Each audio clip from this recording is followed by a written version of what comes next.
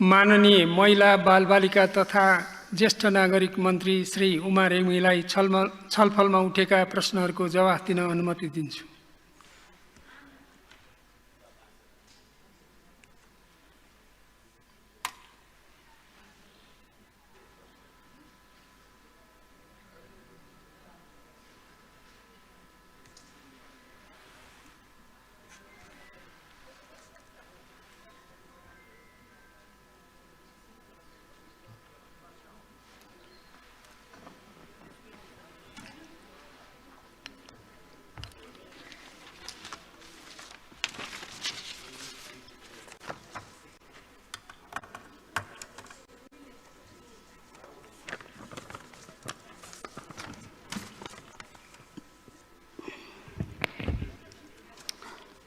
सम्मानीय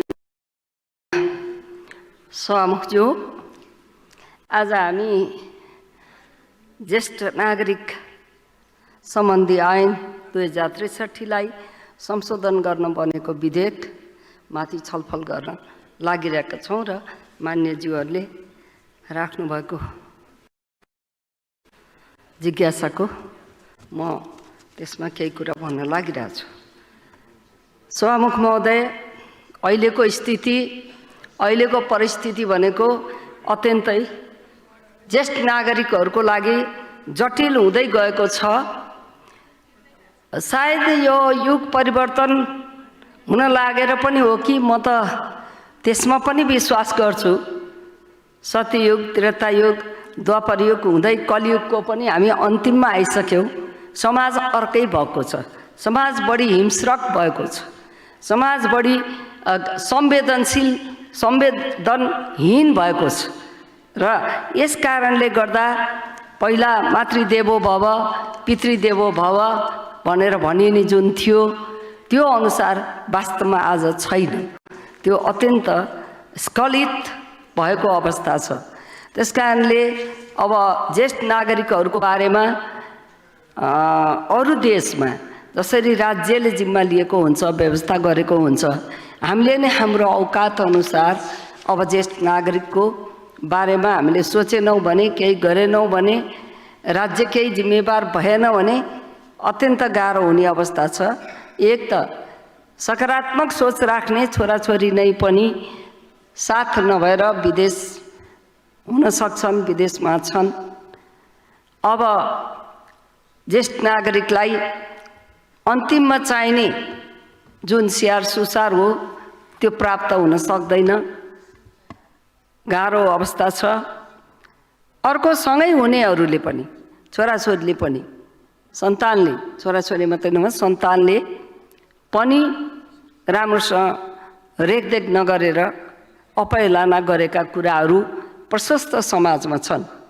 त यो अवस्थामा ज्येष्ठ नागरिकको सम्पत्तिमा मुड्की बजार्दै आफ्नो हक खोज्ने, अधिकार खोज्ने, तर कर्तव्यको हेक्का नगर्ने त्यो परिस्थिति चाहिँ नि आइरहेको छ।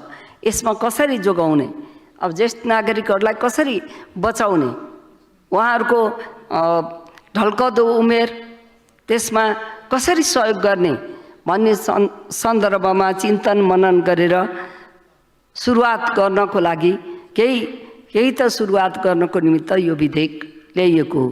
यो विधेयकको छलफल समितिमा हुँदा म आफै त्यसमा संशोधन हालेर गएर छलफलमा भाग लिएको थिएँ मान्यको हैसियतले, र आज मैले प्रस्तुत गर्ने सौभाग्य प्राप्त गरेँ। यसलाई छिटोभन्दा छिटो फास्ट ट्र्याकमै लैजान पर्छ भनेर प्रयास गरेर ल्याइएको हो। र वास्तवमा भन्यो भने अत्यन्त अप्ठ्यारो परिस्थिति, गाह्रो परिस्थिति छ ज्येष्ठ नागरिकहरूको। त्यसकारणले यो विधेयकले पास भइसकेपछि केही न केही राहत पुग्नेछ, केही न केही मद्दत पुग्नेछ भन्ने पनि मैले विश्वास लिएको छु। अब ज्येष्ठ नागरिकहरूको कानुनी हिसाबले जो हकवाला भनेर सन्तान भनेर हामीले परिभाषा गरेका छौँ, सन्तानहरूले यदि राम्रो हेरचाह, पहिलो कुरा सन्तानलाई नै हामीले जिम्मेवार बनाउन खोजेका छौँ। यो विधेयकमा सन्तानले नै हेरविचार गरून्, उनीहरूले नै आफ्नो अभिभावकहरूलाई, आफ्ना बुवा आमाहरूलाई राम्रोसँग राखुन् भनेर उनीहरूलाई नै जिम्मेवार बनाउन खोजिएको छ र पालन पोषण राम्रो गरून् भनेर। यदि उनीहरूले त्यो जिम्मेवारी निर्वाह नगरेको खण्डमा ज्येष्ठ नागरिकहरूलाई अलपत्र पार्नु हुँदैन। आज हामीले सुनेका छौँ डाक्टर इन्जिनियरबाट ठुला ओहदामा भएका व्यक्तिहरूले पनि घरमा ज्येष्ठ नागरिकलाई झन्झट मानेर लगेर पशुपति लगायत वृद्धाश्रममा छोड्ने प्रवृत्ति पनि यता कदा सुनिन्छ। त्यसकारणले कसरी ज्येष्ठ नागरिकहरूलाई वृद्धाश्रममा राखेर समाधान होइन, त्यो समाधान खोज्नु हुँदैन। आफूले जीवनभर दुःख गरेर कमाएको बनाएको घर त्यो नै मन्दिर हो। ढल्कँदो उमेरमा ज्येष्ठ नागरिक हुँदा त्यसकारणले ससम्मान त्यो घरमा बस्न पाउनुपर्छ र हामीले प्रेरित पनि वृद्धाश्रममा बस्ने प्रेरित गर्नु हुँदैन, घरमै बस्नको निमित्त वातावरण सिर्जना गर्नुपर्छ सरकारले। त्यसकारणले ज्येष्ठ नागरिकहरूलाई हेर्नको निमित्त जसरी अरू देशमा ज्येष्ठ नागरिकहरूको जिम्मा सरकारले लिन्छ त्यसरी नै हामीले 3 तहका सरकार छन् अहिले मुलुकमा। सबभन्दा जनताको घर दैलोमा भएको स्थानीय तहको सरकार हो र त्यो सरकारलाई, स्थानीय तहको सरकारलाई जिम्मेवार बनाउन पनि यो विधेयकले खोजेको छ, बनाउने प्रयास गरेको छ। स्थानीय सरकार जिम्मेवार हुनु पर्यो। छोराछोरीले अंश खोजेर खानी मात्र होइन, राम्रोसँग पाले ज्येष्ठ नागरिक आफ्नो आमा बुवाले आफ्नै प्रिय प्यारो छोराछोरीलाई अंश पनि दिइहाल्नुहुन्छ। तर होइन, दुर्व्यवहार भयो, अपहेलना भयो र चाहिने के अरे चाहिने पालन पोषण भएन भने त्यो अवस्थामा स्थानीय सरकारले जिम्मेवारीपूर्ण किसिमले ज्येष्ठ नागरिकहरूलाई हेर्ने, पुरा जिम्मेवारी लिने र बाँकी रहेको सम्पत्ति पनि स्थानीय सरकारले परिचालन गर्ने भन्ने किसिमको एउटा स्थानीय सरकारलाई जिम्मेवार बनाएर पनि यो विधेयकमा जिम्मेवार बनाइएको छ। यस ऐनको दफा 7 दफा 2, 3, 4 मा जुनसुकै कुरा लेखिएको भए तापनि नियमित पारिश्रमिक निवृत्तिभरण पाइसकेका बाहेकका ज्येष्ठ नागरिकहरूलाई यदि उनको कुनै पनि आम्दानी छैन भने ज्येष्ठ नागरिकलाई छोराछोरीले कम्तीमा निश्चित रकम भनेर रकम यति कति प्रतिशत तोक्ने भन्ने पनि समितिमा अलि हट छलफलकै विषय भयो, अलिकति टुङ्गा लाउन सकेन। त्यसकारणले गर्दा यसमा निश्चित रकम भनेर लेखेका छौँ र अब कानुन बनाउँदा त्यसलाई चाहिँ तोकेर आफ्नो आम्दानीको यति प्रतिशत के अरे जम्मा गर्नुपर्छ बाबुआमाको खातामा भनेर चाहिँ जसको कमाइ छैन, जसको आफ्नै कमाइ छ, ज्येष्ठ नागरिकहरूको जसको पेन्सन छ, जसको व्यवसाय छ, अन्तिमसम्म आइरहने उनीहरूलाई दिनु परेन। तर जसको केही छैन, भएकोमा चाहिँ नि खाना मुस्किल छ, त्यो अवस्थामा चाहिँ नि एउटा सरकारी जागिर मात्रै नभइकन व्यावसायिक क्षेत्र हरेक क्षेत्रमा जहाँ काम गरेर कमाइ गर्छन् छोराछोरीले, सन्तानले, ऊ सन्तानहरूले चाहिँ नि आफ्नो बाबुआमालाई यहाँ निश्चित रकम भनेर हामीले लिएर आएका छौँ। पछि कानुनमा तोक्छौँ छलफल गरेर र त्यो तोके बमोजिमको रकम चाहिँ खातामा हालिदिनुपर्छ, त्यो व्यवस्था गरेको छ यो ऐनले। र सँगै छन्, दुईटै बुवा आमा सँगै छन्, दुवैको संयुक्त खातामा राख्ने। बुवा आमा यदि छुट्टा छुट्टै हुनुहुन्छ अथवा बुवाले अर्को श्रीमती ल्याएर अर्कोतिर हुनुहोला अथवा के होला छुट्टा छुट्टै भने आफूसँग जो बस्छ, आफूसँग जो छ अभिभावक, जो बुवा आमा छ उसको नाममा रकम जम्मा गर्नुपर्ने, देखभाल राम्रो गर्नुपर्ने। अन्यथा सबै कुरा मैले अघि नै भने सम्पत्ति र स्याहार सुसार गर्ने सम्पूर्ण नगरेको खण्डमा दायित्व चाहिँ नि स्थानीय सरकारको हुने, त्यो किसिमले यो चाहिँ नि के अरे चाहिँ ल्याइएको छ, विधेयक ल्याइएको छ। यसले ज्येष्ठ नागरिक इजलास गठन गर्ने सक्ने व्यवस्था पनि यो ऐनमा छ। ज्येष्ठ नागरिक इजलासको पनि वास्तवमा जरुरी छ। ज्येष्ठ नागरिकलाई कसैले दुर्व्यवहार गर्न नपाउने भन्ने किसिमको व्यवस्था पनि यसमा गरिएको छ। र वास्तवमा भन्यो भने अहिले मन्त्रालयमा पनि मैले अस्ति नै भने बजेटको क्रममा धेरै सबभन्दा थोरै बजेट यो मन्त्रालयमा छ। तैपनि ज्येष्ठ नागरिकहरूलाई केयर गिभर, हामी केयर गिभरको लागि इजरायल जान्छौँ, कहाँ विदेशमा धेरै ठाउँमा ज्येष्ठ नागरिकहरूको के अरे चाहिँ स्याहार सुसार गर्नको निमित्त पैसा लिएर जान्छौँ। तर हाम्रो मुलुकमा पैसा पनि थोरै भएका कारणले अथवा त्यो प्रचलन नभएका कारणले पनि हुनसक्छ भन्ने कुरालाई मन्त्रालयले हेक्का राखेर यसपालि ज्येष्ठ नागरिकहरूलाई के अरे स्याहार सुसार गर्ने केयर गिभरहरूको सुसारेहरूको लागि तालिमको व्यवस्था गरेको छ। र केयर गिभर तालिम दिएर व्यक्ति चाहिने तयार गर्ने, जनशक्ति तयार गर्ने मन्त्रालयमा व्यवस्था छ। यसपालिको बजेटमा व्यवस्था छ। हुने खानेले पनि पैसै छोराछोरीले विदेशबाट ओहिरो पैसा पठाएर पनि पैसाले स्याहार सुसार हुँदैन। त्यसको लागि स्याहार सुसार हुने व्यक्ति पनि चाहिन्छ। र त्यस कारणले केयर गिभर तयार भएपछि हुने खानेले त्यसको प्रयोग गर्न सक्नुहुन्छ। जो हुँदा खाने छ, हुँदा खाने वर्गहरूको लागि पनि अब त्यस्तो अवस्थामा रहेकाहरूलाई यदि परिवारले हेरेन, राज्य जिम्मेवार हुन्छ, राज्यले चाहिँ नि त्यसको व्यवस्था गर्छ।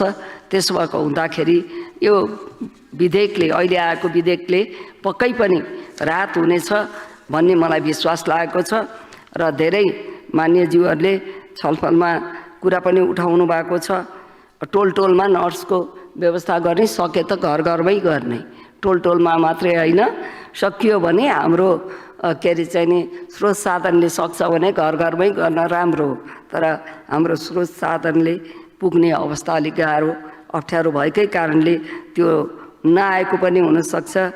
गाडी भाडामा छुटको कुरा गर्नुभएको, त्यो गाडी भाडामा छुट चाहिँ छ, त्यो नियम छ, तर त्यो व्यवहारमा नभएका कारणले म मन्त्री भएर आउने बित्तिकै मैले चाहिँ नि सङ्घीय मामिला मन्त्रीज्यूसँग छलफल गरेर र के अरे चाहिँ नि यो यातायात मन्त्रीसँग छलफल गरेर यो तुरुन्त पत्राचार हुन पर्यो भने उहाँहरूलाई पत्रै दिएको छु।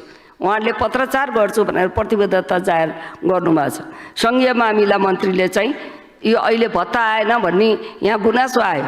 भत्ता घर घरमा वास्तवमा ओछ्यानमा सुतेका ज्येष्ठ नागरिकहरूलाई घरमै पुर्याएर भत्ता दिने व्यवस्था गर्ने कानुन पनि छ। त्यसलाई चाहिँ एक्टिभेट गर्न पर्यो, कार्यान्वयन गर्न पर्यो भनेर सङ्घीय मामिला मन्त्रीज्यूलाई हामीले पत्रै दिएर मन्त्रालयले चाहिँ पहल कदमी गर्यो। मलाई थाहा भएअनुसार उहाँले स्थानीय निकायमा पत्राचार पनि गरिसक्नुभयो। स्थानीय सरकारले त्यसको चाहिँ नि ब्याङ्कहरूसँग समन्वय गरेर त्यो चाहिँ नि भत्ता घरमै, जो ओछ्यान परेको ज्येष्ठ नागरिकहरू हुनुहुन्छ उहाँहरूलाई भत्ता चाहिँ नि घरमै लगेर दिनको निमित्त के अरे चाहिँ नि पक्कै पनि गजगच्याएको छ। र यो दायित्व स्थानीय सरकारको, स्थानीय सरकारले पनि आफ्नो दायित्व बुझ्नुपर्छ। कति चाहिँ नि ज्येष्ठ नागरिकहरू ओछ्यानमा आफ्नो वडाभित्र ओछ्यानमा सुतिरहनु भएको छ, उठ्न सक्नुहुन्न। उहाँहरूको लगत थाहा पाएर उहाँहरूलाई चाहिँ नि ब्याङ्कसँग समन्वय गरेर घर घरमै स्थानीय सरकारले के अरे चाहिँ नि भत्ता पुर्याउनुपर्छ। त्यो कानुनी व्यवस्था छ। त्यसो भएको हुँदा मान्यज्यूहरूले के अरे चाहिँ नि धेरै महत्त्वपूर्ण प्रश्नहरू उठाउनु भएको छ। र यो अपरिवर्तनीय दस्तावेज पनि होइन, अहिलेको ऐन समयानुकूल यो परिवर्तन हुँदै जाने कुराहरू पनि हो। हामी परिवर्तन गर्दै जाउँला, हामी परिमार्जन गर्दै जाउँला। त्यसो यो सुरुवात त भयो नि त, अहिलेसम्म केही भएको थिएन, त्यो सुरुवात भयो। यो सुरुवात भएकोमा पनि हामी मलाई लाग्छ धेरै ज्येष्ठ नागरिक बुवा आमालाई यसले राहत प्रदान गर्नेछ, राहत दिनेछ र धेरै यहाँ मान्य के अरे चाहिँ नि मिनबहादुर विश्वकर्मा लगायत साथीहरूले मान्यज्यूहरूले के अरे राख्नुभएको यी बुदाहरूमा मेरो सहमति छ। सम्माननीय सभामुख महोदय, ज्येष्ठ नागरिक पहिलो संशोधन विधेयक 75 र उक्त विधेयकको सम्बन्धमा प्रतिनिधि सभा महिला तथा सामाजिक समितिको प्रतिवेदन 2076 माथि आजको यस बैठकमा भएको छलफलमा धेरै राम्रा र महत्त्वपूर्ण सुझावहरू प्राप्त भएका छन्। ज्येष्ठ नागरिकहरूको हक हितलाई थप प्रवर्धन गर्न दिएका विषयवस्तुलाई समावेश गर्दा उक्त संशोधन विधेयक थप समृद्ध हुन जाने र ज्येष्ठ नागरिकहरू थप लाभान्वित हुने देखिएकाले बुँदा नम्बर 3 विधेयकको दफा 2 को खण्ड 6(1) मा रहेको सन्तानको परिभाषा ध्याय बमोजिम राखी परिमार्जन गर्ने सन्तान परिमार्जन गरिएको छ। त्यस्तै प्रकारले बुँदा नम्बर 8 विधेयकको दफा 8 क को उपदफा 1 मा रहेका निश्चित रकम भन्ने शब्दहरूको सट्टा तोकिए बमोजिमको रकम भन्ने शब्दहरू राख्ने। बुँदा नम्बर 9 मूल ऐनको दफा 10 मा उपदफा 4 लाई यस ऐन बमोजिम ज्येष्ठ नागरिकले गरेको कसुरजन्य कार्यको कारबाही सुनवाई र किनारा गर्न नेपाल सरकारले न्याय परिषदको सिफारिसमा ज्येष्ठ नागरिक इजलास गठन गर्न सक्नेछ भन्ने सुझावहरू नेपाल सरकार महिला बालबालिका तथा ज्येष्ठ नागरिक मन्त्रालयले स्वीकार गरेको ब्यौरा सम्मानीय सभामुखज्यू मार्फत सम्मानित सदनलाई जानकारी गराउन चाहन्छु। धन्यवाद।